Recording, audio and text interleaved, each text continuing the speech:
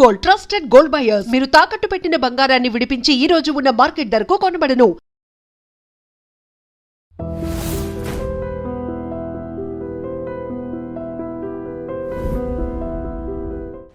నమస్తే, నేను Kavitha. Welcome to I dream news and నిజాలు. అతి త్వరలోనే పెద్ద షాక్ రాబోతోంది. అందరూ ప్రిపేర్డ్గా ఉండండి. కోటక్ బ్యాంక్ వ్యవస్థాపకులు ఉదయ్ కోటక్ చెప్పినటువంటి మాట ఇది. పెట్రోల్ డీజిల్ రేట్లు పెంచక తప్పదు. కేంద్ర మంత్రి హర్దీప్ సింగ్ పూరి చెప్పినటువంటి స్టేట్మెంట్ ఇది. దీంతో పాటుగా ప్రధానమంత్రి నరేంద్ర మోదీ తన కాన్వాయ్లో ఉన్నటువంటి వెహికల్స్లో 50%ని కట్ డౌన్ చేశారు. ఆ తర్వాత వాటిని ఎలక్ట్రిక్ వెహికల్స్గా మార్చమని కూడా ఒక మెసేజ్ ఇచ్చారు. ఏం జరగబోతోంది? క్రైసిస్ అనేది అతి తొందరలోనే రాబోతోందా? Crisis is real and near అనేటువంటి మాట ప్రతి చోట ఎందుకని వినిపిస్తోంది? మనం దానికి ప్రిపేర్డ్గా ఉన్నామా? మనతో పాటుగా ఉన్నారు సీనియర్ జర్నలిస్ట్ సురేష్ కొచ్చతిల్ గారు. సార్ నమస్కారం. సో క్రైసిస్ గురించి అందరూ మాట్లాడుకుంటున్నారు. అందులో ఫస్ట్ వినిపిస్తోంది ఏంటి? పెట్రోల్ డీజిల్ల రేట్లు పెరుగుతాయి అని. అందరూ ఇప్పటిదాకా ఒక అనాలిసిస్లు చేశారు, వస్తాయేమో అనేటువంటి ఊహాగానాలు ఉంటే సెంట్రల్ మినిస్టర్ చాలా క్లియర్ స్టేట్మెంట్ అనేది వచ్చింది, పెంచక తప్పని పరిస్థితి అనేది. అలాంటి అనివార్య పరిస్థితి నిజంగా ఉందా మన దగ్గర? ఉందండి. ఎందుకంటే మనం అర్థం చేసుకోవాల్సింది ఫస్ట్ మన దగ్గర ఉన్న ఫారిన్ ఎక్స్చేంజ్ నిన్న మాట్లాడాం. మన $703 బిలియన్ మన దగ్గర ఉంది. వినేటప్పుడు చాలా మంచిగా అనిపిస్తుంది. ఇక్కడ పక్కన పాపం పాకిస్తాన్ దగ్గర 26 బిలియన్ కూడా లేదు. వాళ్ళకు ఒక 2 వారాల ఎక్స్పోర్ట్ కూడా వాళ్ళు చేయలేరు, దాంతో ఇంపోర్ట్ చేయలేరు. డీజిల్ కానీ పెట్రోల్ కానీ క్రూడ్ ఆయిల్ కానీ. మనం కంఫర్టబుల్గా ఉన్నాం కదా అనుకుంటాం. మనం కాదు. మనం ఫస్ట్ ఆయిల్ కొనేటప్పుడు అంటే లాస్ట్ ఫైనాన్షియల్ ఇయర్ అనుకోవచ్చు, మార్చి దాకా వచ్చేటప్పుడు ఈ యుద్ధం మొదలైన తర్వాత వాజ్ అరౌండ్ $65 నుంచి $70 పర్ బ్యారెల్. ఓకే, ఇప్పుడు అది పెరిగి 110 దాకా వెళ్ళింది. ఒక బ్యారెల్లో 3.5 లీటర్స్ ఉంటుంది. మీరు క్యాలిక్యులేట్ చేసుకోవచ్చు ఎంత వస్తుంది అనేది. న్యాచురలీ 50% పెరిగింది. 50% పెరిగినప్పుడు మీరు బంకులు అమ్ముతున్నప్పుడు రీఫైనింగ్ కాస్ట్ అంతా యాడ్ చేసుకుంటే మినిమం 60 to 65% రేట్లు పెరిగినాయి ఇంటర్నేషనల్ లెవెల్లో. ఈ ఆయిల్ కొనడానికి ఆయిల్ కంపెనీస్కి డబ్బులు కావాలి. వాళ్ళకు లాస్ మేకింగ్ అయిపోతే వాళ్ళ దగ్గర డబ్బులు ఉండదు ఆయిల్ కొనడానికి. వాళ్ళు ఎట్లా వెళ్తారు ఇంటర్నేషనల్ మార్కెట్లో? వెళ్ళి కాంట్రాక్ట్ ఎట్లా సైన్ చేస్తారు? నష్టాల్లో నడుస్తుంది. ఒక నెలకి ఇప్పుడు ఆయిల్ కంపెనీస్ అందరు కలిసి 3 major oil companies, that is Indian oil, HPCL and Bharat petrol, వీళ్ళు ముగ్గురు కలిపి 1,00,000 కోట్ల నష్టంలో నడుస్తుంది. 1,00,000 crores. సో దానికే మోదీ గారు ఒక అపీల్ కూడా చేశారు మొన్న, that we should conserve fuel అని చెప్పారు. బంగారం కొనొద్దన్నారు, ఫారిన్ డెస్టినేషన్ మీటింగ్. దానికి అన్నీ ఒక్కొక్క రీజన్ ఉంది. బంగారం గురించి మాట్లాడాం మనం నిన్న. బంగారం గురించి మాట్లాడుతాం. ఏమంటారు ఏంటంటే, బంగారం కొనేటప్పుడు మనం ఒక ఫారిన్ కంట్రీ నుంచి తెప్పించకుండా డాలర్ పేమెంట్ చేస్తున్నాం. లాస్ట్ ఇయర్ మనం తెప్పించుకుంది 72 billion, that is almost close to 7,200 crores. ఇంత ఖర్చు పెట్టాలన్నా, మన దగ్గర లేని ప్రోడక్ట్ మనం బయట నుంచి తెచ్చుకోవాల్సినప్పుడు ఇంత కట్టాలన్నా, ఇంత డబ్బులు కట్టి అది కూడా మన ప్రెషియస్ ఫారిన్ ఎక్స్చేంజ్ వాళ్ళకి ఇవ్వాలన్నా అని ఒక ప్రశ్న. ఆయిల్ ఎస్ మనం తీసుకురావాల్సింది, కానీ అక్కడ కూడా మోదీ గారు కొన్ని సొల్యూషన్స్ చెప్పారు. కోవర్కింగ్, మన ఇంటి నుంచి వర్క్ ఫ్రమ్ హోమ్ చెప్పారు. నెక్స్ట్ ఆయన చెప్పారు, మీరు కార్లో ఒంటరిగా వెళ్ళకుండా 10 తీసుకెళ్ళండి కార్లో. అది కాకుండా దాన్ని పబ్లిక్ ట్రాన్స్పోర్ట్ యూజ్ చేయండి, మెట్రో కానీ బస్సెస్ కానీ అని చెప్పారు. దానికి అన్నిటి కారణాలు ఉన్నాయి. ఒక క్రైసిస్ వచ్చినప్పుడు ఎట్లా హ్యాండిల్ చేయాలని చాలా ఇంపార్టెంట్ ఉంటుంది. అది ఇక్కడ కూడా జరిగింది. ఈ క్రైసిస్లోనే మనం దీని నుంచి కొన్ని లెసన్స్ నేర్చుకోవాల్సి వస్తుంది. ఒకటి, ఆయిల్ అనేది మనం ఎప్పుడు ఈ మిడిల్ ఈస్ట్ మీద డిపెండ్ కాకూడదు. మనం మన వైపు నుంచి కూడా ఏదైనా మార్పులు తీసుకురావాలి. మన దగ్గర ఆయిల్ లేదు కదా, మన 85% మనకు కావాల్సిన ఆయిల్ మనం తెప్పించుకుంటున్నాం. అప్రాక్సిమేట్లీ ఒక సంవత్సరానికి మనం ఖర్చు చేసేది, ఇప్పుడు మీరు గోల్డ్ గురించి చెప్పారు చూడండి, that we spend $70 billion. We are spending $140 billion ఆయిల్కి. 140, 150 ఇప్పుడు. దాన్ని తగ్గించి 100 దాకా తీసుకురావచ్చా? ఇది ఒక ప్రశ్న. ఎందుకంటే ప్రతి సంవత్సరం పెరుగుతుంది, తగ్గట్లేదు. Number of vehicles on the road పెరుగుతుంది, కన్జంప్షన్ పెరుగుతుంది, రేట్ కూడా పెరిగింది. ఇప్పుడు మన రష్యా దగ్గర నుంచి $40 తీసుకున్న మనకు ప్రాబ్లం లేకుండే, కానీ ఇప్పుడు అట్లా కాదు. యావరేజ్ రేట్ ఇప్పుడు మనకు అదే పడుతుంది 110, 110 అయితే ఉంటుంది ఎట్లయినా per barrel. How will we survive, అది క్వశ్చన్ వస్తుంది. సో అదే హర్దీప్ సింగ్ పూరి గారు అన్నారు, ఎన్ని రోజులు ఈ నష్టం మనం సహించుకుంటాం, మనం ఏదో ఒక రోజు మనం రేట్లు పెంచాల్సిందే. ఉదయ్ కోటక్ గారు అదే అన్నారు, ప్రతి దేశం మీరు చూస్తే every country without exception, US కానీ, ఆస్ట్రేలియా కానీ, న్యూజిలాండ్ కానీ, of course except for Gulf countries, వాళ్ళ దగ్గర వాళ్ళ ఆయిలే ఉంటుంది, అందరూ రేట్ పెంచారు వాళ్ళది, మనం చేయలేదు. ఒకటి ఎలక్షన్ ఉండే, సో బేసిక్లీ పొలిటికలీ కొంచెం సెన్సిటివ్ ఇష్యూ. సరే ఎలక్షన్ తర్వాత పెంచుతారంటే అది కూడా చేయలేదు. ఓన్లీ కమర్షియల్ ఎల్పిజి సిలిండర్ మీద రేట్లు పెంచాం, అది కాకుండా కొంచెం సిఎన్జి మీద కూడా కొంచెం పెరిగింది కొంచెం, కానీ మిగతా అంతా స్టేబుల్ ఉంది. మనం కన్జ్యూమర్కి పాస్ ఆన్ చేయాలంటే మన దేశంలో మర్సిడీస్ నడిపిస్తున్నాయని ఉన్నాడు, ఒక ఆర్డినరీ చిన్న 2 వీలర్ నడిపిస్తున్న మనిషి కూడా ఉంటారు, ఒక ఆటో రిక్షా డ్రైవర్ ఉంటారు, ఒక పెద్ద ట్రక్ నడిపించే ఆయన ఉంటాడు. వీళ్ళందరూ డిఫరెంట్ కేటగిరీస్ నుంచి వస్తారు. బహుశా మీరు మర్సిడీస్ నడిపిస్తున్న ఆయనకి మీరు 10 రూపాయలు 20 రూపాయలు పెంచితే కూడా వాళ్ళకి అంత ప్రాబ్లం ఉండదు, కానీ ఒక చిన్న 2 వీలర్ నడిపిస్తున్న ఆయనకి అది ఇంపాక్ట్ ఉంటుంది. సో మన ఒక దేశంలో మనకి ఇదే పెద్ద ప్రాబ్లం, డిఫరెంట్ ఆడియన్సెస్ ఉన్నారు మనకి. పెంచితే ఇమ్మీడియట్లీ పొలిటికలీ ప్రొటెస్ట్ ఉంటుంది, రోడ్డు మీద ధర్నాలు ఉంటారు, ఏం చేస్తారు, బండి ఆపేస్తారు, ఏదో చేస్తారు సర్కస్లు. మెజారిటీ ఉంది, లోయర్ మిడిల్ క్లాస్ ఉన్నారు, లేకుంటే మిడిల్ క్లాస్ ఉన్నారు. మీరు చెప్పినటువంటి మెర్సిడీస్ బెంజ్ అంటే ఎలీట్ సర్కిల్కి అంత ఇంపాక్ట్ ఉండదు, మెజారిటీ పబ్లిక్ అంతా వీళ్ళ మీదే కదా, కామన్ పబ్లిక్ అంటాం వాళ్ళని. మన సొల్యూషన్ ఏముంది, మీరు మోదీ గారి చైర్లో కూర్చుంటే మీరు ఏం చేస్తారు, దట్ క్వశ్చన్. సో మెయిన్లీ మనం కట్ డౌన్ చేయకుండా మనం ఏం చేయలేము, that is the first thing we have to learn. ఎన్నోసార్లు నేను ఇండియన్ రైల్వేస్ ఎగ్జాంపుల్ ఇస్తాను, వాళ్ళ లోకోమోటివ్స్ అంతా ఎలక్ట్రిక్ చేశారు. మనం కూడా ఒక 5-year ప్లాన్ వేసుకొని కంప్లీట్లీ 80% మన వెహికల్స్ని ఎలక్ట్రిక్ చేయగలిగితే it be a big success. మనకి ఇప్పుడు కూడా ట్రాన్స్పోర్ట్ సెక్టర్లో అది ఇంకా ఎలక్ట్రిక్ కాలేదు, దట్ ఇస్ బిగ్ ట్రక్స్కి ఇంకా కాదు, బహుశా అది ఉండిపోతుంది అట్లనే కొన్ని రోజులు. కానీ మన బస్సెస్ మనం చూసిన సిటీ బస్సెస్ అంతా ఇప్పుడు ఎలక్ట్రిక్ మీద నడుస్తుంది. మిగతా మన 2 వీలర్స్ కూడా చాలా మటుకు ఇప్పుడు ఎలక్ట్రిక్ మీద వచ్చేస్తున్నాయి, కార్లు కూడా చూస్తున్నాయి ఎలక్ట్రిక్. అది ఇప్పుడు మోదీ గారు చెప్పినట్ల దట్ గవర్నమెంట్ వెహికల్స్, ఇక్కడ రేవంత్ రెడ్డి గారు ఆల్రెడీ చెప్పారు దీనికన్నా ముందు కూడా, నాకు గుర్తుంది, that everything from now onward government vehicles అన్నీ ఈవీనే ఉంటుందని చెప్పేసి.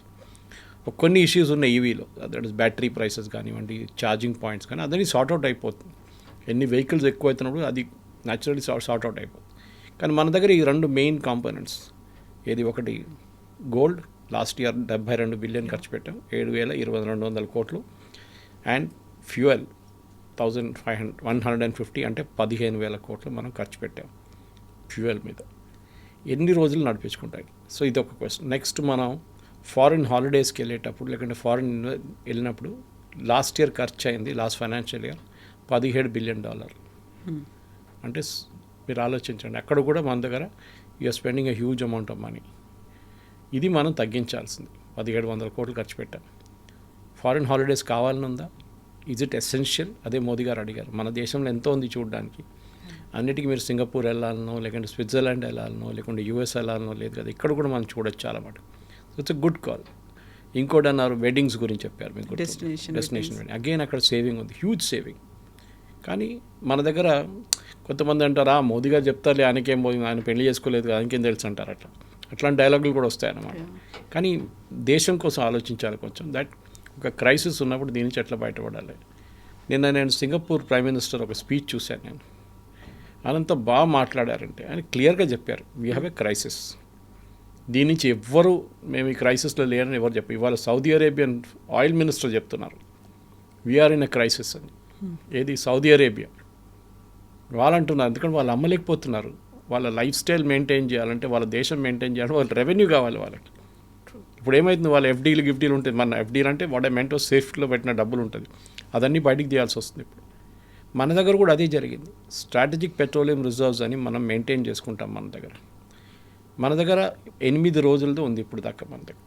మనం దాన్ని ఎక్స్పాండ్ చేయాలండి. కానీ మనకు ఎందుకు చేయలేదంటే, ఒకటి మన వెస్ట్ ఏషియా మనకు చాలా దగ్గర, 5 రోజుల్లో క్రూడ్ షిప్ మనకు వచ్చేస్తుంది. ఎందుకు ఇంత పెద్ద స్ట్రాటజిక్ రిజర్వ్ మెయింటైన్ చేయడం? సౌత్ కొరియా లాగా, చైనా 240 రోజుల స్టాక్ వాళ్ళ దగ్గర ఉంది. మనకి ఇప్పుడు కంఫర్టబుల్, కానీ వచ్చేటప్పుడు నెక్స్ట్ 5 yearsలో మనం we should build up huge strategic resource. అంటే పెద్ద అండర్ గ్రౌండ్ ట్యాంక్స్ మనం మెయింటైన్ చేసుకోవాలి. ఎప్పుడెప్పుడు ఆయిల్ రేట్ తగ్గుతుందో దాంట్లో వచ్చి ఫిలప్ చేసుకోవాలి. ఒక సిరీస్ ఆఫ్ స్టెప్స్ మనకు ఇల్లు నడిపిస్తున్నప్పుడు ఎంత కష్టపడి ఉంటుందో మనకు వచ్చే ఆదాయం లోపల నడిపించాలి ఇల్లు అని, అది అట్లనే ఒక దేశం కూడా నడిపించాలి వస్తుంది. సో మోదీ గారు చెప్పిన మాటకి ఐ థింక్ మన ప్రజలు కూడా వినాలి కొంచెం, ఎందుకంటే చాలా మటుకు పర్సనల్ వెహికల్స్ నేను ఇప్పుడు కూడా చూస్తాను రోడ్డు మీద. మీరు లండన్ గురించి మాట్లాడతారు, చాలామంది సింగపూర్ గురించి మాట్లాడతారు. లండన్లో మీరు మెయిన్ సిటీ ఎంటర్ కావాలంటే అన్ని బండ్లు అలో చేయరు. You to pay tax, toll కట్టాల్సి వస్తుంది, దానికి చాలా హెవీ టోల్ ఉంటుంది అది. సో చాలామంది ఏం చేస్తారు, లండన్ బయట ఉన్న ట్యూబ్ దగ్గర పెట్టేసి, అంటే వాళ్ళ మెట్రో దగ్గర పెట్టి అక్కడ మెట్రో తీసుకుంటారు వాళ్ళు, ఈవెన్ పెద్ద పెద్ద సీఈఓస్ కూడా. సో అది మనం కూడా నేర్చుకోవాల్సని ఒక కల్చర్, చేంజ్ ఆఫ్ కల్చర్ రావాలి మనకి. ఇప్పుడు ఆ చేంజ్ ఆఫ్ కల్చర్ లేదు మనకి. ఎవరు అంటే కూడా రోడ్డు మీద తిరుగుతారు. ఈజ్ ఇట్ ఎసెన్షియల్ అని మనం ఎవరు అడగట్లేదు.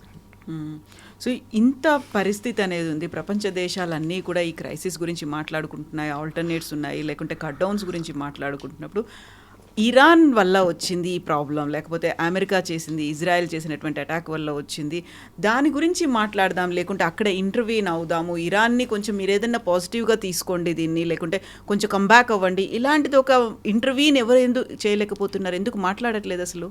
మాట్లాడుతున్నారు, కానీ దీంట్లో జరిగింది మీకు గుర్తుంటుంది. ఫస్ట్ 1 వీక్ 10 days వీళ్ళు ఫైరింగ్ ఉండి అక్కడెక్కడ మిసైల్స్ ఫైర్ చేశారు, డ్యామేజ్ చాలా జరిగింది. ఇరాన్ ఏం చేశారంటే వాళ్ళ చుట్టుపక్కల అన్ని గల్ఫ్ దేశాల మీద వాళ్ళు దాడి చేశారు. ఇజ్రాయెల్ మీద కూడా కొంచెం మిసైల్స్ పంపించారు అటువైపు, డీగో గార్సియా మీద కూడా ట్రై చేశారు.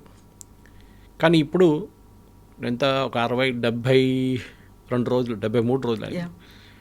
73-74 రోజుల్లో మనం ఏ రిజల్ట్ చూడట్లేదు, ఎట్టైనా రిజల్ట్ రావట్లేదు.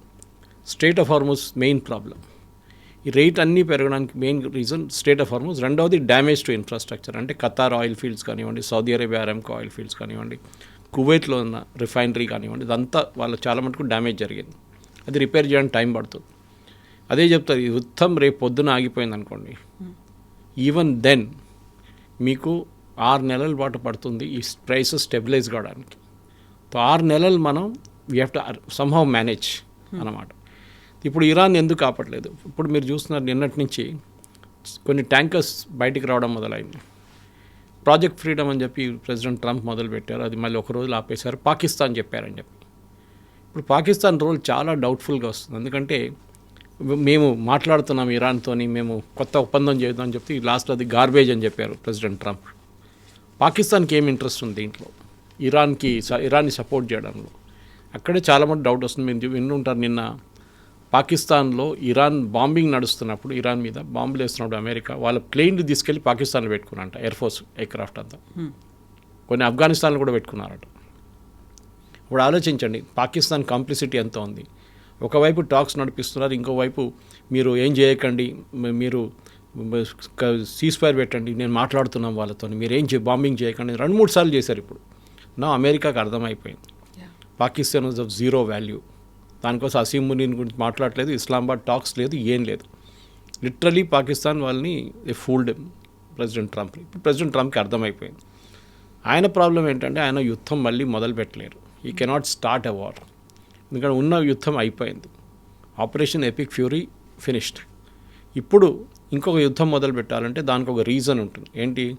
మా మీద దాడి చేశారు, సో మేము దాడి చేశాము, waiting for their time. So ఏం చేస్తారంటే, ఇప్పుడు మీరు వినుంటారు, నిన్న యూఏఈ హెస్ అటాక్డ్ ఇరాన్. ఒకసారి కాదు 4 సార్లు అటాక్ చేశారు లాస్ట్ ఒక 2 వారాల్లో. దానికోసం యూఏఈ మీద దాడి చేస్తున్నారు ఇరాన్. అందరూ అడిగేందుకు యూఏఈ మీద ఎన్ని దాడులు చేస్తున్నారు, సౌదీ అరేబియా మీద అక్కడక్కడ కొడుతున్నారు ఒకసారి వారంలో. యూఏఈని ప్రతిరోజు టార్గెట్ చేస్తున్నారు, ఎందుకంటే ఒకటి అక్కడ ఇజ్రాయలీస్ ఉన్నారు, ఐరన్ డోమ్ తీసుకొచ్చారు వాళ్ళు. అది కాకుండా రెగ్యులర్గా వాళ్ళ అడ్వైస్ మీద, వాళ్ళ ఇంటెలిజెన్స్ మీద యూఏఈలో ఉన్న ఎయిర్క్రాఫ్ట్ తీసుకెళ్ళి అది కూడా రఫాల్ యూస్ చేసి వాళ్ళని బాంబింగ్ చేస్తున్నారు ఇరాన్ మీద. సో గల్ఫ్ కంట్రీస్ కూడా అర్థమైపోయింది, మాకు సెల్ఫిష్ ఇంట్రెస్ట్ ఉంది దీంట్లో. ఎన్ని రోజులు మేము అమెరికాని కూర్చుంటాం, మేము కూడా ఆ స్ట్రెయిట్ ఆఫ్ హార్మూజ్ ఓపెన్ చేయడానికి మేము కూడా కష్టపడాలి కొంచెం అని చెప్పి వీళ్ళు కూడా దిగారు. ఇప్పుడు న్యూస్ వస్తుంది గంట సేపు ముందు, దట్ సౌదీ అరేబియా కూడా అటాక్ చేశారంట ఇరాన్ని. సో అన్ని గల్ఫ్ దేశాలు కలిసి ఇరాన్ని అటాక్ చేస్తే ఇరాన్ ఏం చేయలేరు. వాళ్ళు ముందు అమెరికాని తిడుతుండే కదా, ఇజ్రాయెల్ని తిడుతుండే. ఇప్పుడు వీళ్ళందరూ గల్ఫ్ కంట్రీస్ అటాక్ చేస్తే ఇరాన్ ఏమంటారు? ఏమనలేరు. వీళ్ళందరూ ఇస్లామిక్ కంట్రీస్. అప్పుడు ముందు మరి అమెరికాని తిడతారు, ట్రంప్ని తిడతారు. ఇప్పుడు మీరు ఎవరి మీద దాడి చేశారో వాళ్ళ మీద దాడి చేస్తున్నారు. బహుశా దీంతో కవిత గారు ఏం జరగబోతుందంటే, ఒక స్ట్రెయిట్ ఆఫ్ హార్మూజ్ ఇంకొక 10 రోజుల్లో ఓపెన్ అయిపోతుంది, దట్స్ ఫర్ ష్యూర్. ఓకే, మీరు చూడండి, ప్రెసిడెంట్ ట్రంప్ ఎయిర్క్రాఫ్ట్లో ఎక్కి చైనా నుంచి రిటర్న్ వచ్చేదాకా ద క్యాంపెయిన్ విల్ స్టార్ట్. అది ఇట్లా అవుతుంది. ఫస్ట్ ఇజ్రాయెల్ వాళ్ళ మీద కొడతారు. అది నిన్న బెంజమిన్ నెటన్యాహు మన 60 Minutes ఇంటర్వ్యూలో చాలా క్లియర్గా ఇండికేషన్ ఇచ్చారు. మేము అక్కడి నుంచి జరిగే ప్రసక్తే లేదు. We will hit Iran till we get the uranium. వాళ్ళు ఇవ్వకపోతే మేము వెళ్ళి తీసుకుంటాం, గుంజుకొని తీసుకొచ్చేస్తాం. రెండోది వాళ్ళ దగ్గర హూతీలు, హమాసు, హుజ్బుల్లా సపోర్ట్ మేము ఫినిష్ చేసేస్తాం. దాన్ని ఇరాన్ని కొట్టాల్సిందే. సో మేము ఇరాన్ని కొడతాం. సో సిచ్యువేషన్ ఎట్లయిపోయిందంటే ట్రంప్ జరిగిపోతారు, ఇజ్రాయెల్ కొడుతూనే ఉంటారు. ఇజ్రాయెల్ కొట్టేదానికి కోపంగా వాళ్ళేం చేస్తారు, మళ్ళీ అమెరికా మీద దాడి చేస్తారు. అంటే అమెరికన్ అసెట్స్ మీద, అమెరికన్ బేసెస్ కానివ్వండి, అమెరికాలో గల్ఫ్ ఆఫ్ ఒమాన్లో ఉన్న వాళ్ళ షిప్స్ మీద దాడి చేస్తారు. అప్పుడు అమెరికాలో వాళ్ళకి మిలిటరీ రూల్ ఒకటి ఉంది, if you are attacked you can attack. మీ మీద దాడి చేస్తే మీరు రిటర్న్ దాడి చేయొచ్చు. సో అమెరికా వాళ్ళ మీద దాడి చేస్తారు. జస్ట్ వాచ్, నెక్స్ట్ 1 weekలో జరగబోతుంది. అండ్ దీంతోనే ఐ థింక్ ఒక చాలా రోజుల నుంచి ఈ స్ట్రేట్ ఆఫ్ హార్మజ్ ఓపెన్ చేయట్లని చెప్తున్నారు. కానీ ఇప్పుడు డెఫినెట్గా పాకిస్తాన్ పక్కన పెట్టిన తర్వాత నో మోర్ పీస్ టాక్స్ అయిపోయింది. పీస్ టాక్స్ అనే ప్రసక్తే లేదు ఇంకా. It be a direct attack on Iran. And I think దీంతోనే ఇరాన్ రెజ్యూమ్ కూడా it be out in about 1 month's time. Strait of Hormuz open చేస్తే మనకి ప్రైసెస్ స్టేబుల్ అయిపోతుంది Kavitha garu. That will be a big relief. మనకొక్కరికే కాదు, లోకంలో ఉన్న almost 190 దేశాలకి దీని ఇంపాక్ట్ ఉంది. చాలా దేశాలు మనం చూసినాం ఫైనాన్షియల్ ఎమర్జెన్సీ డిక్లేర్ చేశారు వాళ్ళు. యూరోప్లో 400 ఎయిర్క్రాఫ్ట్ ప్రతిరోజు 400 ఫ్లైట్స్ క్యాన్సిల్ చేస్తున్నారు. అట్లీస్ట్ మన దగ్గర జరగట్లేదు. ప్రతి దేశంలో ఈ ప్రాబ్లం ఉంది. ఫ్యూయల్ రేషనింగ్ నడుస్తుంది. వాళ్ళ దగ్గర ఉన్న స్ట్రాటజిక్ రిజర్వ్స్ మొత్తం గుంజుకుంటున్నారు బయటికి. ఎన్ని రోజులు ఎక్కడో ఒక ప్లేస్ వచ్చి దాగాల్సింది. ఇప్పుడు ఫ్రెంచ్ వాళ్ళు they sent Charles de Gaulle వాళ్ళ ఎయిర్క్రాఫ్ట్ కెరియర్ పంపించారు. బహుశా అది ఇప్పుడు చేరుకుని ఉంటుంది గల్ఫ్ ఆఫ్ ఒమాన్లో. బ్రిటన్ వాళ్ళు ఇంకో ఫ్రైటర్ని పంపించారు. వాళ్ళు అది కూడా చేరుకుని ఉంటాయి. డెస్ట్రాయర్ని పంపించారు ఒకటి. అన్నీ కలిపి ఐ థింక్ ఒకటేసారి వీళ్ళందరూ స్ట్రేట్ ఆఫ్ హార్మజ్లో ఎంటర్ అయిపోతారు. వీళ్ళ మీద దాడి జరిగితే they will hit back and that will be the end of Iran after that. ఎందుకంటే ఇన్ని రోజులు వెయిట్ చేశారు. I think Trump is nearing. నిన్న చెప్పి ఉంటారు, మీరు వినుంటారు. అది పేషెంట్ ఐసీయూలో ఉన్నారు, లైఫ్ సపోర్ట్లో ఉన్నారు. 1% ఛాన్సే ఉంది పేషెంట్కి సీజ్ ఫైర్కి. సీజ్ ఫైర్ అయిపోయిందని చెప్పి. So that is what is thing. కానీ ఆయన చైనాలో ఉన్నప్పుడు ఇది జరిగితే బాగుండదు. చైనాతో కూడా మాట్లాడతారు, జీ జిన్పింగ్తో మాట్లాడతారు. కానీ జీ జిన్పింగ్కి సెల్ఫిష్ ఇంట్రెస్ట్ ఉంది స్ట్రేట్ ఆఫ్ హార్మజ్ ఓపెన్ పెట్టడంలో. చైనా వాళ్ళ 90% వాళ్ళ రిక్వైర్మెంట్స్, ఇరాన్ ఆయిల్ మొత్తం చైనా తీసుకెళ్తారు. ఇరాన్ దగ్గర ఉన్న మొత్తం ఆయిల్ కెపాసిటీది 90% చైనా తీసుకెళ్తారు. ఇప్పుడు లాస్ట్ 2 వారాల నుంచి వాళ్ళకి ఒక బ్యారెల్ కూడా రావట్లేదు. వాళ్ళు పెద్ద సంక్షోభంలో ఉన్నారు. వాళ్ళు నాట్ జస్ట్ దెమ్, రష్యా దగ్గర నుంచి తీసుకుంటారు. రష్యా ఇప్పుడు ఒకే సిచ్యువేషన్, కానీ రష్యా ఇప్పుడు చాలామందికి సప్లై చేస్తున్నారు ఇప్పుడు. సో వాళ్ళు కూడా చైనాకి తగ్గించేశారు క్వాంటిటీ. ఇటువైపు వెనిజువేలా నుంచి అంత ఆయిల్ రావట్లేదు ముందు వచ్చేటట్లు. So all the way around China is in problem also. So వాళ్ళకి ఒక సెల్ఫిష్ ఇంట్రెస్ట్ ఉంటుంది. వాళ్ళు దీనికన్నా ముందు బెంజమిన్ నెటన్యాహు గారు చెప్పినట్ల they are supplying arms parts, అంటే అల్యూమినియం కానీ స్టీల్ కానీ దాన్ని సప్లై చేస్తున్నారు ఇరాన్కి. అది ఆపండి, వాళ్ళు ఆపేస్తారు మెల్లగా. So Iran will get the message. So వాళ్ళ బ్లఫింగ్ గేమ్ అందు చూడండి, ఇన్ని రోజులు మేము అది చేస్తాం ఇది చేస్తామని చెప్పి. It's a pure game of bluff. President Trump దాంట్లో వచ్చి పడ్డాడు because of the Pakistanis. Pakistan role లేదు ఇప్పుడు. There no more talks, direct attack. అప్పుడు ఇరాన్ తగ్గిస్తే కిందికి దిగితే వాళ్ళు వచ్చి మేము మీకు యురేనియం ఇచ్చేస్తాం అంటే దట్స్ అ డిఫరెంట్. బట్ వాళ్ళు చేయరు. As much as president Trump కూడా వెనకకి తిరిగి వెళ్ళలేడు. ఎందుకంటే ప్రెసిడెంట్ ఒబామాని తిట్టారు ఆయన. ప్రెసిడెంట్ ఒబామా జేసీపీ అగ్రిమెంట్ చేశారు, మనకు చాలా నష్టం వచ్చింది, దాంట్లో యురేనియం రాలేదు, మనం డబ్బులు ఇచ్చేసాం వాళ్ళకని చెప్పారు. Now will you do the same thing? President Trump చేస్తే అదే అంటారు, ఒబామా అంటాడు నేను చేసిన అదే డీల్ నువ్వు చేసుకున్నావా అంటాడు. అప్పుడు ఏం బాగాలేదన్నా ఇప్పుడు ఏమైందని అడుగుతారు. సో ప్రెసిడెంట్ ట్రంప్కి చాలా పెద్ద ప్రాబ్లం ఉంది. He has to get the entire uranium back. అది ఒక ఈగో ఇష్యూ అయిపోయింది ఇప్పుడు. సో దాంతోనే బహుశా నెక్స్ట్ ఒక 10 రోజుల లోపల you will see a major change in the Iran affair. ఇది ఎక్కువ రోజులు నడవదు. 10 రోజుల్లోనే ఒక చేంజ్ రాబోతుంది అనుకున్నప్పుడు మనల్ని మాత్రం ఒక 1 year కోసం ప్రిపేర్డ్గా ఉండమంటున్నారు. Something big is going to happen, ఒక షాక్ అనేది రాబోతోంది, రెడీగా ఉండండి అనుకున్నప్పుడు ఒక 10 రోజులు కాకపోతే ఒక నెల రోజులే అయినా అది అక్కడ సార్ట్అవుట్ అయిపోతుంది, క్లియర్ అయిపోతుంది అనుకుంటే మన దగ్గర స్టెబిలిటీ అనేది వస్తుందా? మన దగ్గర ఆ ప్రాబ్లమ్స్ అనేవి క్లియర్ అయిపోతాయా? ఆ 1 month or 2 months తర్వాత, నాట్ ఒక 1 year డ్యూరేషన్, 1 year టైం పీరియడో కాకుండా ఈ లోపే అవుతుందంటారా? సెట్ అవుతుందా? ఎస్, ఎందుకంటే మీరు ఎప్పుడైనా ఎవరినైనా వార్నింగ్ ఇచ్చినప్పుడు పెద్ద లాంగిష్ వార్నింగ్ ఇవ్వడం బెటర్ ఉంటుంది. మీరు 6 నెలలని చెప్పలేదు మోదీ గారు, సంవత్సరం చెప్పారు. అది 3 నెలలు సార్ట్అవుట్ అయిపోయింది అనుకోండి, okay everything is sorted out అంటారు. అప్పుడు అందరు ప్రజలు అడుగుతారు, అంటే మీరే చెప్పారు కదా నెల 1 సంవత్సరం ఉంటుంది. నేను అది కొంచెం ఎక్స్ట్రా లైసెన్స్ తీసుకున్నాను మీ దగ్గర, కొంచెం మిమ్మల్ని ప్రిపేర్ చేయడానికి. 3 monthsలో సార్ట్అవుట్ అయిపోయింది, 6 months సార్ట్అవుట్ అయిపోయింది. ఇట్స్ ఓకే నా, మీరు బంగారం కావండి కొనుక్కోండి. బట్ ఇప్పుడు కూడా నేను అదే చెప్తున్నాను, బంగారం ఇస్ మన దేశంలో నేను మాట్లాడామనండి సీరియస్లీ దాని గురించి, ఒక లాక్టప్ అసెట్గా మారిపోయింది మన దేశం. దాన్ని మానిటైజ్ చేయాల్సి వస్తుంది. లాకర్లో ఉండే మీకు 10 పైసలు సంపాదించదు, ఒకటే సంపాదించదు. ఎట్లా అంటే బంగారం రేట్ పెరుగుతాయి, ఇప్పుడు దాకా పెరుగుతూనే పోతుంది, కానీ ఇట్ హస్ రౌ reach the stage of plateau. దీనికన్నా పైకి ఇంకా వెళ్ళడం చాలా ఇంపాసిబుల్ అనిపిస్తుంది, ఎందుకంటే డిమాండ్ లేదు లోకంలో, డబ్బులు లేవు. Panic buying. ఎందుకంటే రూమర్స్ ఏంటంటే ఒక ఇంపోర్ట్ డ్యూటీ పెడతారు గవర్నమెంట్, దీని మీద కస్టమ్స్ డ్యూటీ పెంచుతారని ఒక రూమర్ వచ్చింది. దాంతో కొనండి వాళ్ళు షాప్కి వెళ్ళి కొనుక్కుంటున్నారు. మనం పెట్రోల్ బంక్లో చూస్తాం చూడండి, రేపటి నుంచి 10 రూపాయలు పెంచుతా అనగానే ఇమ్మీడియట్ లైన్ కట్టేస్తారు బయట. The same thing here also. Actual మీకు యూజ్ ఉన్న వాళ్ళు, అంటే పెళ్లి కానివ్వండి అట్లాంటి రీజన్స్ ఉన్న వాళ్ళు డెఫినెట్లీ వాళ్ళు కొంటారు. వాళ్ళకు భయం ఉంటుంది. 2-3 నెలల తర్వాత, ఒక 6 నెలల తర్వాత ఒక పెళ్లి ఫిక్స్ అయింది అనుకోండి, డేట్ మీకు తెలుసు, you will go and by it, ఎందుకంటే మళ్ళీ ఎందుకు రిస్క్ తీసుకోవడం అని చెప్పి. కానీ నార్మల్ సిటిజన్స్ ఈ సిచ్యువేషన్లో కొనక్కర్లేదు. ఫస్ట్ ఆఫ్ ఆల్ గవర్నమెంట్ కూడా చెప్తున్నారు, గోల్డ్ మానిటైజేషన్ స్కీమ్ ఒకటి ఉంది, మేము దాన్ని కొంచెం రీవర్క్ చేస్తున్నాం. ట్యాక్సేషన్ స్ట్రక్చర్ నుంచి గోల్డ్ లోన్ జిఎంఎల్ అని ఒకటి ఉంది, అది కూడా మనం ఇంట్రడ్యూస్ చేయబోతున్నాం, గోల్డ్ మానిటైజేషన్ లోన్. అది కూడా బహుశా గవర్నమెంట్ ఇంకో రోజు, ఎందుకంటే ఈ బంగారం మీరు లాకర్లో పెట్టే బదులు government wants you to monetize it, అదే అంటున్నారు వాళ్ళు. కానీ దీనికన్నా ముందు కూడా చూస్తాం, ఇందిరాగాంధీ హయాంలో, తర్వాత మన్మోహన్ సింగ్ హయాంలో ఇదే గోల్డ్ మీద చాలా మటుకు రెస్ట్రిక్షన్స్ తీసుకొచ్చారు. ఇందిరాగాంధీ టైంలో అయితే మీకు తెలుసు, మీరు గోల్డ్ బార్ కానీ, గోల్డ్ కాయిన్స్ కానీ, గోల్డ్ బిస్కెట్లు మీరు ఉంచుకోకూడదు అని చెప్పి ఒక రూల్ తీసుకొచ్చింది ఇందిరాగాంధీ గారు. మీరు లాకర్లో ఉన్న కూడా మీకు డిక్లేర్ చేయాల్సి వచ్చింది, దాన్ని కన్వర్ట్ చేసి జ్యువెలరీగా చేయాల్సి వచ్చింది. మన్మోహన్ సింగ్ చిదంబరం టైంలో ఏం చేశారు, 80-20 రేషియో తీసుకొచ్చారు ఇంపోర్టర్స్. అంటే బంగారం తెచ్చుకున్న వాళ్ళు ముందు 20% తీసుకొచ్చి, వాళ్ళకి ఒక సంవత్సరంలో 100 కోట్లు బంగారం కావాలంటే ముందు 20 కోట్లు బంగారం తెచ్చి దాన్ని జ్యువెలరీగా కన్వర్ట్ చేసి రిటర్న్ పంపించాలి అబ్రాడ్, అంటే యూరోప్ కానీ యూఎస్ కానీ. అక్కడ మన ఇండియన్ కన్స్యూమర్స్ ఉంటారు వాళ్ళ కోసం. ఓన్లీ ఆఫ్టర్ దట్ మిగతా 80 కోట్లు. ఎందుకంటే మీరు ఒక 100 కిలోలు బంగారం తీసుకొస్తే మీరు డే 1లో 100 కిలోలు కన్వర్ట్ చేయలేరు. మీరు అది ఇయర్లో స్ప్రెడ్ అవుట్ చేస్తారు. But you already spent 100 crores. అది గవర్నమెంట్ ఏమంటారు, మీరు పీస్ బై పీస్ చేయండి అన్నారు చిదంబరం టైంలో. కానీ అది కూడా జరగలేదు, it flopped big time. So Modi గారు ఇప్పుడు ఏం అనట్లేదు, నేను రేపటి నుంచి బ్యాన్ చేస్తాను అదేం చెప్పనట్లేదు. ప్రాబ్లం ఏమవుతుందంటే, మీరు ఒకసారి గోల్డ్ డ్యూటీ పెంచారనుకోండి, దుబాయ్లో ఇప్పుడు మన దగ్గర 10 గ్రాములకి 153,000 155,000 ఎంతో నడుస్తుంది. దుబాయ్లో అది 120,000 ఎంతో ఉంటుంది. సో మీరు డ్యూటీ పెంచితే ఈ 153,000 మళ్ళీ ఒక 6% అంటే మేబీ ఒక 160,000కి వెళ్ళింది అనుకోండి. ఈ డిఫరెన్స్ ఆఫ్ 30,000-40,000 స్మగ్లర్స్కి పెద్ద అట్రాక్షన్. అప్పుడు వాడు 10 కిలోలు ఒక తీసుకుంటే 2 కిలోలు బంగారం తీసుకొస్తే కూడా it will be good profit for them అనమాట. ముందు 5 లక్షలు ఉండే ఒక కిలో బంగారం మీద కమిషన్, అంటే డిఫరెన్స్ ఆఫ్. ఇప్పుడు అది చాలా తగ్గింది. నిర్మలా సీతారామన్ గారు డ్యూటీ తగ్గించారు, సో స్మగ్లింగ్ పోయింది. లేకుంటే ప్రతిరోజు మా కేరళలో కరిపూర్ అని చెప్పి ఎయిర్పోర్ట్ ఉంది క్యాలికట్లో, అక్కడ రోజు 10 మంది 20 మంది దొరుకుతారు 1-2 కిలోల బంగారంతో.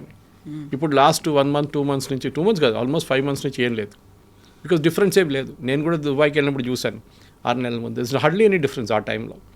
ఇప్పుడు గవర్నమెంట్ ఇట్లాంటి థాట్ ప్రాసెస్లో వచ్చినప్పుడు బహుశా పెంచితే పెంచవచ్చు, కానీ ఫైనలీ ఏమవుతుందంటే అది కన్జ్యూమర్ మీద పడుతుంది వచ్చి.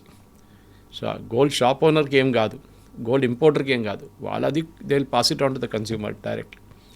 గవర్నమెంట్ చేయకూడదు, చూద్దాం మనం. కానీ ఐ థింక్ లేనిపోయిన కన్జంప్షన్ మనం చేయకూడదు. We should cut down on that totally. అందరూ అంటున్నారు, సెలబ్రిటీస్ నుంచి కామన్ మ్యాన్ కూడా అందరూ అదే అంటున్నారు, yes we should do Indian destination wedding చేద్దాం, డబ్బులు ఇక్కడే ఖర్చు పెడతాం. ఇక్కడ ఖర్చు పెట్టొద్దని చెప్పట్లేదు, you spend the money here. Tent house వాడి నుంచి కేటరింగ్ వాడికి అందరికి డబ్బులు వస్తాయి దాంట్లో. మీరు బయట వెళ్ళి చేస్తే వీళ్ళని చేస్తారు పాప, ఇక్కడ ఉన్న వాళ్ళు వాళ్ళకి ఏం రాదు డబ్బులు. సో ఇప్పుడు మనకి 6 నెలల్లో, సంవత్సరం కాకపోయినా 6 నెలల్లో 3 నెలల్లో అంతా సెటరేట్ అవుతుంది, ఈ క్రైసిస్ బయటపడతాం అనుకున్నప్పటికీ మోదీ చెప్పినటువంటి అదర్ ఆల్టర్నేట్స్ ఏవైతే ఉన్నాయో వాటి మీద ఫోకస్ పెట్టాలి. కార్ పూలింగ్ కావచ్చు, లేకపోతే ఎలక్ట్రిక్ కార్స్ దగ్గరికి వెళ్ళడం కావచ్చు, లేకపోతే పెస్టిసైడ్స్ లేకుండా ఆర్గానిక్ ఫార్మింగ్ కావచ్చు, వీటన్నిటి మీద. ఇప్పుడు ఆయిల్ని అయితే మనం ప్రొడ్యూస్ చేయలేము, ఆయిల్ బావుల్ని అయితే మనం తవ్వలేము, అదర్ కంట్రీస్లో ఉన్నట్టుగా మనకు ఆ ఫెసిలిటీ లేదు, ఇంపోర్ట్ మీదే డిపెండ్ అవ్వాలి. కాబట్టి మనకి ఏదైతే అవైలబుల్గా ఉందో, మనం ఏదైతే చేయగలమో, మన చేతుల్లో ఏదైతే ఉందో దాని మీద ఫోకస్ పెట్టాలి. ఇప్పుడు గతంలో శ్రీలంకలో పెస్టిసైడ్స్ వద్దు, అందరూ ఆర్గానిక్ ఫార్మింగ్ వైపు వెళ్ళండి అంటే ఒకేసారి క్రైసిస్ అనేది ఏర్పడింది, వాళ్ళకి దిగుబడి లేకుండా పోయింది, మనమే వాళ్ళకి సప్లై చేయాల్సి వచ్చింది. అప్పటికప్పుడు ఒక డెసిషన్స్ తీసుకొని ఒక ట్రాన్స్ఫార్మ్ చేద్దాం, ఆర్గానిక్ వైపు వెళ్దాము అనకుండా దానికి తగ్గట్టుగా గవర్నమెంట్ కూడా ఈ ప్రొసీజర్స్ తీసుకోవాల్సినవన్నీ చేపడుతోందా? ఆర్గానిక్ ఫార్మింగ్ వెళ్ళాలి అంటే ఇన్సెంటివ్స్ ఇవ్వాల్సి ఉంటుంది, ఇవన్నీ చేస్తోందా? 3,000 రూపాయలు ఒక బ్యాగ్ ఇప్పుడు ఫర్టిలైజర్, అది కూడా 40% 50% అదే రూట్ నుంచి వస్తుంది, స్ట్రేట్ ఆఫ్ హార్మోస్ నుంచి.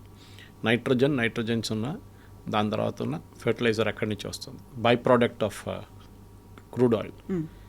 మనం అది 300 రూపాయలు గవర్నమెంట్ మన రైతులకి ఇస్తున్నారు. అంటే గవర్నమెంట్ ప్రతి సంచి మీద 2,700 సబ్సిడీ ఇస్తున్నారు.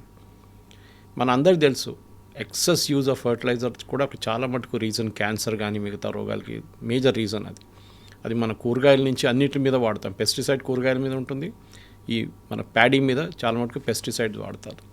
దాన్ని తగ్గించాలని ఎప్పటి నుంచో చెప్తున్నారు. మీరు చెప్పిన ఆ పాయింట్ చాలా కరెక్ట్. శ్రీలంకలో వన్ టైమ్గా చేశారు, అది చాలా పెద్ద డిజాస్టర్ అయిపోయింది. అది ఇమీడియట్గా చేయకూడదు. ఆర్గానిక్ దే షుడ్ బి, ముందు ఫ్యాక్టరీలు ఉండాలి తయారు చేయడానికి. మనం ఏదో ఇంట్లో తయారు చేసుకోలేము కదా, చేస్తాం మనం. కాబట్టి మనం ఇప్పుడు పల్లెటూరులో ఉన్నప్పుడు అంతా మనం కూరగాయలన్నీ మనం కిచెన్లో వాడిన వేస్ట్ అంతా తీసుకెళ్ళి దాన్ని మెన్యూర్ చేసుకుంటాం మనం. కానీ this is the bigger scale అన్నమాట. కానీ దానికి ఎఫిషియన్సీ ఉన్నాయి. ఇప్పుడు ఫర్ ఎగ్జాంపుల్ ఈ హ్యాండ్తో వేసే పెస్టిసైడ్ బదులు స్ప్రే చేస్తే మీకు ఇంకా ఎఫెక్టివ్నెస్ ఉంటుంది. మన దగ్గర మారుడ్ డ్రోన్స్ అని చెప్పే కంపెనీ హైదరాబాద్, వాళ్ళు ప్రధానమంత్రి కూడా చూపించారు, వాళ్ళు ఒకసారి డెమాన్స్ట్రేషన్ వాళ్ళు చేస్తున్నారు. 1 ఏకర్ 2 ఏకర్లకి ఒక రోజులో అయిపోతుంది, హాఫ్ డేలో అయిపోతుంది, సమ్టైమ్స్ 2 అవర్స్లో అయిపోతుంది. ఎఫిషియన్సీ పెరుగుతుంది మాన్యువల్ ఇంటర్వెన్షన్ కాకుండా. అది కాకుండా మీరు చెప్పింది కరెక్టే. Yes, there should be a gradual shift. ఎందుకంటే మన హెల్త్ కోసం చాలా ఇంపార్టెంట్. అన్నిటిలో మాట్లాడుతున్నప్పుడు కూడా మనం అదే పాయిజన్ మనం తింటున్నాం, అది మనం గుర్తుపెట్టుకోవాలి. అదే బియ్యం మనం తింటున్నాం, పెస్టిసైడ్ వేసిన బియ్యమే మనం మళ్ళీ we're consuming the same thing. తర్వాత నాకు క్యాన్సర్ వచ్చింది, నాకు అది వచ్చిందంటే not surprising. So we should shift to organic. Health wise కూడా ఒక మెసేజ్ ఉంది దాంట్లో, కానీ ప్రజలు అది అర్థం చేసుకోరు. మన రైతులు కూడా అర్థం చేసుకోవాల్సింది. ఒక 5-year ప్లాన్ పెట్టి మెల్లగా we should move towards organic చేయొచ్చు. అది చాలా సెక్టర్లు చేస్తాయి. ఇప్పుడు మనం చూస్తున్నాం, ఒక టైంలో organic dal, organic tomato, organic onion అనగానే ఏంటి ఇది అంటారు. ఇప్పుడు చాలామంది దాన్ని డిమాండ్ చేస్తున్నారు. షాప్స్ ఉన్నాయి దానికోసం, డెడికేటెడ్ షాప్స్ కూడా ఉన్నాయి ఆర్గానిక్ ప్రోడక్ట్స్ అంతా. అంటే దానికి ఒక మార్కెట్ ఉంది, దానికి ఒక డిమాండ్ ఉంది. సో రేపు దిస్ ఇస్ యూస్డ్, ఈ paddy is used without any pesticides అంటే ఆర్ వితౌట్ ఎనీ కెమికల్. అంటే న్యాచురల్లీ దాన్ని కొనడానికి మనుషులు ఉంటారు, 10 రూపాయలు 20 రూపాయలు ఇచ్చి ఎక్కువ కొనడానికి రెడీగా ఉంటారు. 1,00,000 రూపాయలు 1,00,000 రూపాయలు మనం క్యాన్సర్ ట్రీట్మెంట్ మీద పెట్టే బదులు వీ కెన్ యూస్ దిస్ అని. So it's a good suggestion. But problem ఎక్కడ వస్తుందంటే మూమెంట్, బ్యూరోక్రసీలో మూమెంట్ చాలా స్లోగా ఉంటుంది. మన దగ్గర సబ్సిడీ ఇచ్చి మనకు ఒక హ్యాబిట్ అయిపోయింది. మన దగ్గర అన్నిటికీ సబ్సిడీ, ఫ్రీ కరెంట్, ఫ్రీ నీళ్ళు, then of course fertiliser, then seeds కూడా ఫ్రీ ఇస్తున్నారు. అక్కడ కూడా సీడ్స్ కొంతమంది ఛార్జ్ చేస్తున్నారు, కొంతమంది డూప్లికేట్ సీడ్స్ వస్తున్నాయి. అది చాలా పెద్ద ప్రాబ్లం. అది రైతులకు సపోర్ట్ కావాల్సింది, దాంట్లో డౌట్ లేదు. ఎందుకంటే అగ్రికల్చర్ అనేది మన దేశంలో ఇప్పుడు ఒక నాన్ రెమ్యునరేటివ్గా మారిపోయింది. సో మోదీ గారు చెప్పిన దాని పాయింట్లో ఎస్ దట్ వన్. నాకు అన్నిటికంటే నాకు పెద్దది అనిపిస్తుంది, ఒక పెద్ద రెవల్యూషన్ తీసుకురావాలంటే ఇట్ షుడ్ బి ఈవీ. ఎందుకంటే చైనాతో కాంపీట్ చేయడానికి మా దగ్గర BYD కానీ మిగతా కార్స్ చూడండి, ఆ లెవెల్లో మనం రావాలంటే అర్జెంటుగా నెక్స్ట్ 5 yearsలో మోదీ గారు ఒక కంప్లీట్ ప్రయారిటీ పెట్టి ఏదైనా ఇంపోర్ట్ చేయాలన్న బ్యాటరీస్ ఉంటే కూడా దాని కస్టమ్స్ డ్యూటీ తగ్గించి మళ్ళీ దేశంలో బ్యాటరీ టెక్నాలజీని చాలా పెద్ద రూట్లో తీసుకెళ్ళి నెక్స్ట్ 5 yearsలో let us convert all our vehicles into 50% atleast into EV. దాంతో చూడండి మన ఆయిల్ బిల్ ఇప్పుడున్న how much are we importing, 15,000 కోట్లు. అది మనం మొత్తం తగ్గించి ఒక 1,000 కోట్లకు తీసుకురావచ్చు. Let us do it. 15,000 కోట్లు ఉన్నది అట్లీస్ట్ 7,500 చేద్దాం మనం. కాకపోతే మనకి కామన్ పబ్లిక్లో ఉండేటువంటి ఒక నోషన్ ఏంటంటే ఈవీ వెహికల్స్ కావచ్చు, ఆర్గానిక్ కావచ్చు, కొంచెం కాస్ట్ ఎక్కువగా ఉంటాయి, అఫోర్డబుల్గా ఉండవు, ఎక్కువ ప్రైస్ ఉంటుంది అనేది. కరెక్ట్. నేను చెప్పాను చూడండి, ఆర్గానిక్ షాప్స్లో ఎందుకు వెళ్తున్నారు, why are they going to organic shops and buying. మనం ఆర్డర్ చేస్తున్నప్పుడు కూడా బిగ్ బాస్కెట్ దాంట్లో చూస్తాం ఆర్గానిక్ అనగానే ఒక 10 రూపాయలు ఎక్కువ ఉంటే కూడా ఏం కాదులే అని కొనుక్కుంటాం మనం. We don't know real benefits దాన్ని. ఈవీది ఇంకోటి ఉంది అడ్వాంటేజ్. ఈవీది ఏంటంటే ఇప్పుడు మన మొబైల్ ఫోన్ లాగా ఫస్ట్ ఈ మొబైల్ ఫోన్స్ వచ్చినప్పుడు దీని బ్యాటరీ ఇంత దొడ్డుగా ఉంటుండే, మీకు గుర్తుంటుంది. కాస్ట్ కూడా చాలా ఎక్కువ ఉంటుండే, ఛార్జింగ్ చాలా టైం తీసుకుంటుండే. తర్వాత దాని కాస్ట్ తగ్గింది, కొత్త టెక్నాలజీ వచ్చింది, స్లిమ్ బ్యాటరీస్ అయిపోయినాయి. మీకు ఇప్పుడు ఏమైంది, మొబైల్ ఫోన్స్కి ఇప్పుడు రేట్లు తగ్గిపోయినాయి. సో మాస్ ప్రొడక్షన్ ఏ రోజు జరుగుతుందో ఆ రోజు రేట్లు తగ్గిపోతుంది. ఇప్పుడు ఓలా ఎలక్ట్రిక్ కానీ మిగతా వాళ్ళు కానీ మహీంద్రా వాళ్ళు తయారు చేసిన, టాటా వాళ్ళు తయారు చేసిన కార్లు కానివ్వండి, ఈవెన్ మారుతి వాళ్ళు చేస్తున్న అన్నిటికీ బ్యాటరీ ఆపరేటెడ్ మీకు ఒక లెవెల్ ఆఫ్ ప్రొడక్షన్ వచ్చేస్తే మీకు రేట్ తగ్గిపోతుంది. సెకండ్, బ్యాటరీ టెక్నాలజీ కూడా చాలా మటుకు మన దేశంలో ఇంకా పని నడుస్తుంది దాని మీద. చైనా దగ్గర నుంచి if you have to take help from China, let us take it, no problem. దాంట్లో మనం we should not, I mean మన వద్దు చైనాతో మాకేం పెట్టుకోమది వద్దు, we let us take it. China వాళ్ళు మనకి ఇస్తే మనం తీసుకొని బ్యాటరీ పర్ఫార్మెన్స్ ఇంప్రూవ్ చేస్తే, ఇప్పుడు ఈవీలు అన్నిటికంటే పెద్ద ప్రాబ్లం అందరూ ఎందుకు భయపడతారంటే ఈ బ్యాటరీ రీప్లేస్మెంట్ మీద ఉంటుంది. ఇప్పుడు అఫ్కోర్స్ వాళ్ళు పర్ కిలోమీటర్ బేసిస్ కానీ లైఫ్ టైం ఇది ఇస్తున్నారు, రీప్లేస్మెంట్ ఇస్తున్నారు. That is also good choice. కానీ మనం ఎట్లా మొబైల్ ఫోన్ టెక్నాలజీలో కాస్ట్ ఎట్లా తగ్గించామో సేమ్ వే ఈవీలో కూడా అవుతుంది. బహుశా ఇంకొక 3-4 సంవత్సరాల తర్వాత EV cost will come down డ్రమాటిక్లీ. ఇప్పుడే మనం చూస్తున్నాం, ఇంట్రొడ్యూస్ చేసిన కాస్ట్ కాదు, ఇప్పుడు చాలా మటుకు తగ్గింది, ఇంకా తగ్గుతుంది. ఎస్ సార్, చూద్దాం అదర్ ఆల్టర్నేట్స్ ఏమున్నాయని. Thank you very so much. Much. Subscribe iDream. And please subscribe to iDream. For more videos, subscribe to iDream. Please like, share and subscribe to the channel. Congratulations, iDream. Subscribe to iDream. Subscribe to iDream. So subscribe to iDream Media. iDream ki iDream team అందరికి huge congratulations. Please subscribe iDream Media. Please subscribe to iDream. Subscribe iDream. Please subscribe to iDream. iDream అంటే నా కళల ఛానల్ను subscribe చేసుకున్న నోరు తిరుగుతలేదు, మీరైతే గంట గుర్తు కొట్టండి. For more such videos, please subscribe to iDream. Subscribe to iDream. Please subscribe to iDream. Please subscribe iDream Media. Please do subscribe to iDream. Please subscribe to iDream Media. For best entertainment and information, please subscribe iDream. And don't forget to subscribe to iDream.